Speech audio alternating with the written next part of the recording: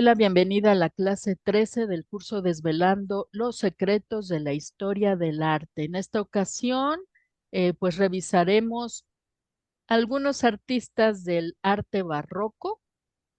Pues es muy amplio.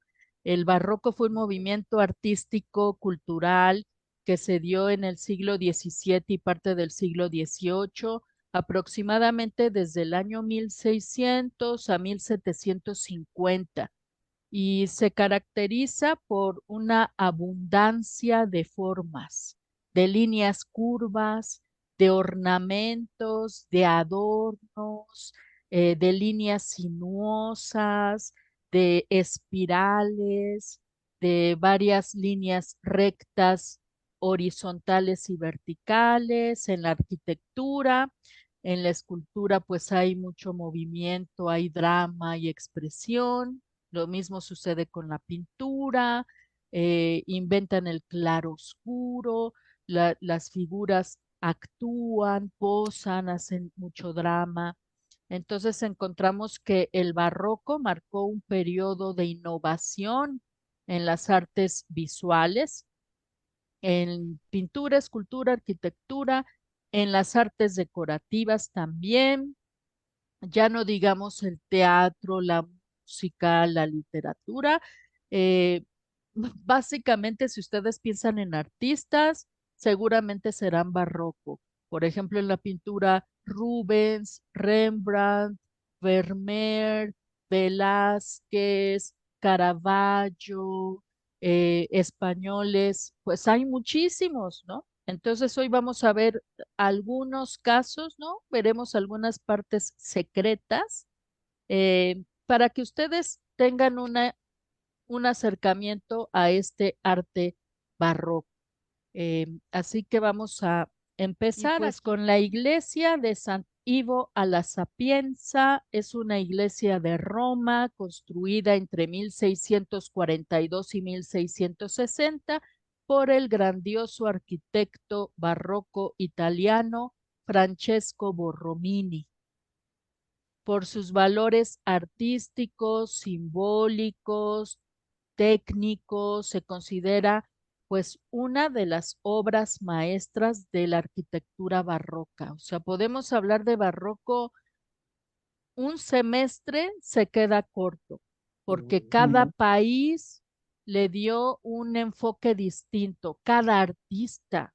Está el barroco italiano y hay diferencia entre los arquitectos italianos. Está el barroco portugués, el barroco español, el barroco inglés, el barroco alemán, el barroco de la Nueva España, y de los reinos de América. Entonces es un tema amplísimo realmente, pero hoy vamos a conocer un ejemplo, ¿no? Del barroco italiano. Em, Esta iglesia está dedicada al santo patrón de los abogados, San Ivo. Ivo Romini, fíjense, aquí vamos a ver una vista de la iglesia, de la fachada de la iglesia, que como pueden ver es cóncava. ujú. O sea, no es una pared así recta, sino que ustedes pueden ver que tiene profundidad. Se puede ver aquí la semiesfera, esto es cóncavo, y fue una de las aportaciones de Borromini. Él todas las fachadas de sus iglesias le ponía elementos cóncavos y convexos para darle mayor movimiento. Luego diseñó esta planta de tanto de la iglesia como del edificio, del patio central. Aquí en algún momento estuvo la Universidad de Roma, que contenía su propia iglesia. Entonces, a partir de esta planta central, él empezó a experimentar con la geometría para hacer este elemento que aquí vemos en exterior, es la cúpula de la iglesia, que Ujú. tiene volumen, tiene redondez, tiene altura, pero viendo los planos podemos ver las líneas geométricas, que aquí se ve, ¿no? Las líneas circulares, pero que tienen muchas como protuberancias. Y aquí en acercamiento vemos cómo está esa idea de Borromini de mostrar partes convexas y partes cóncavas y partes circulares. Parte del hexágono, todo lo podemos ir eh, desnudando en líneas geométricas.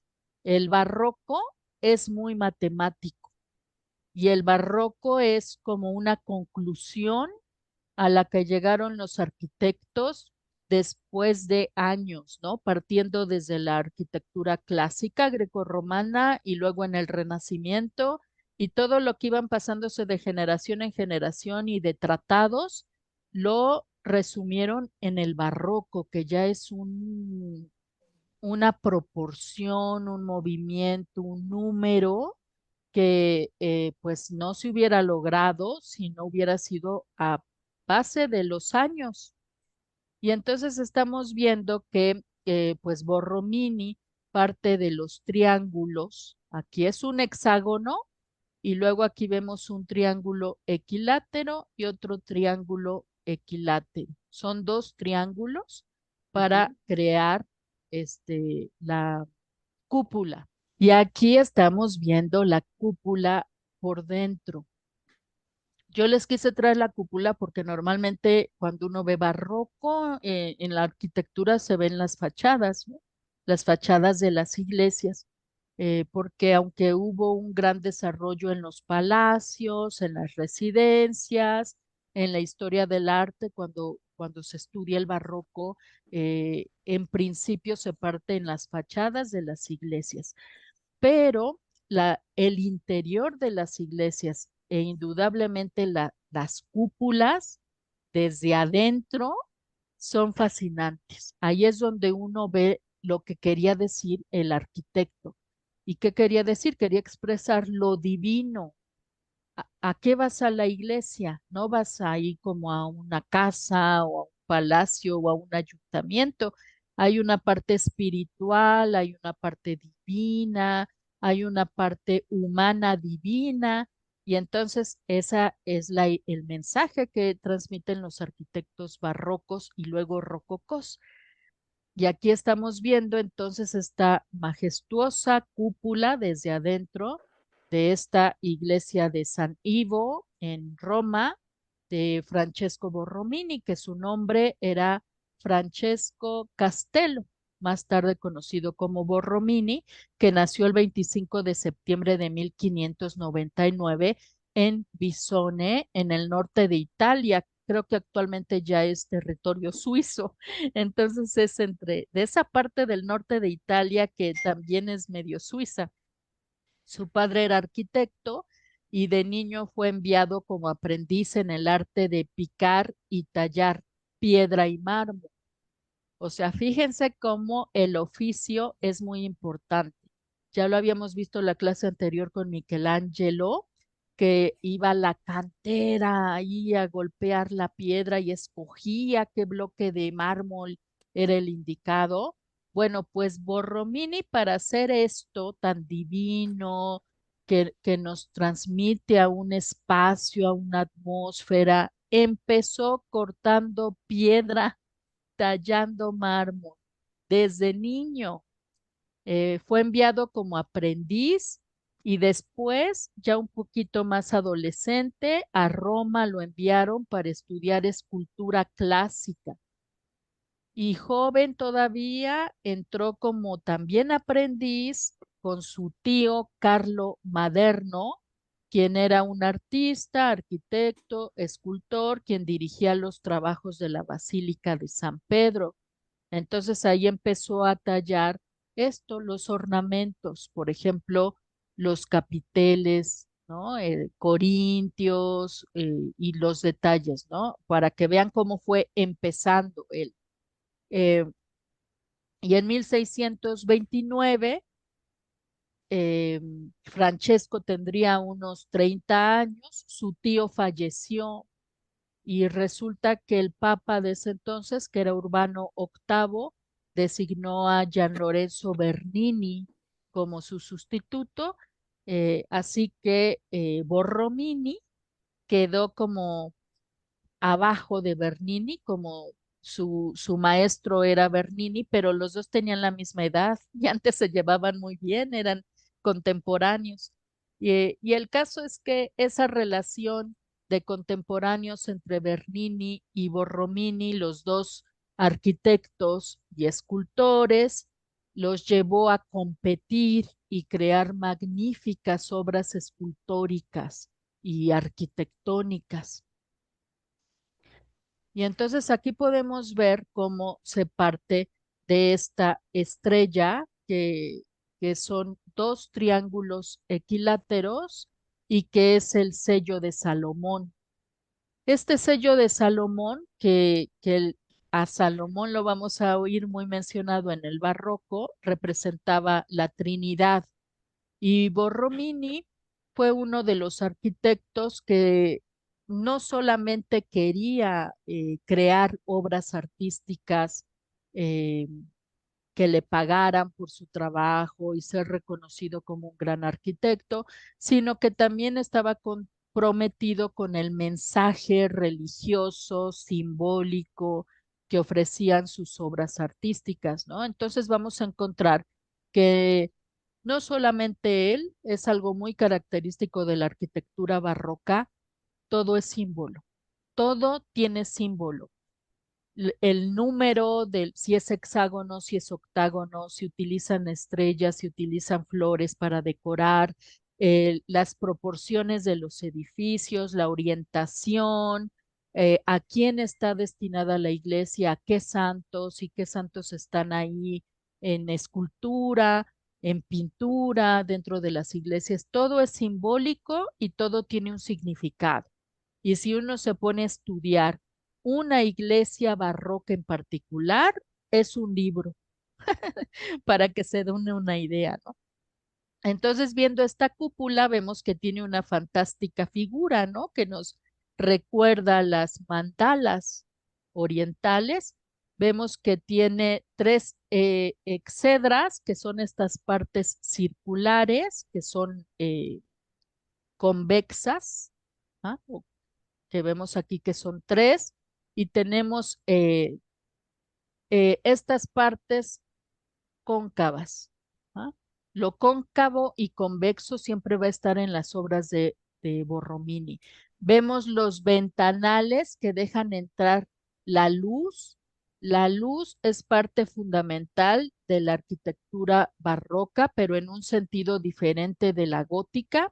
En la arquitectura gótica, los vitrales eran luces de distintos colores.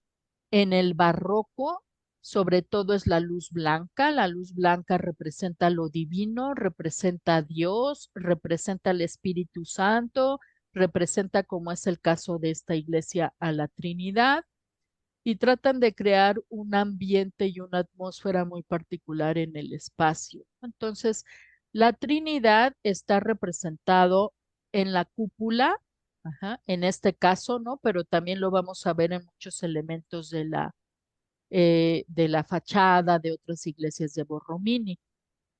Y también la Trinidad, o el triángulo equilátero, el uso de las exedras, de los hexágonos, representaban a ese hombre universal, que la idea de Borromini es que sí es una iglesia, sí está, es una iglesia católica, cristiana, pero también está la universidad. Acuérdense que esta iglesia estaba dentro de la universidad y el hombre universal en esta idea barroca combinaba esos dos aspectos, lo espiritual, lo religioso y el conocimiento.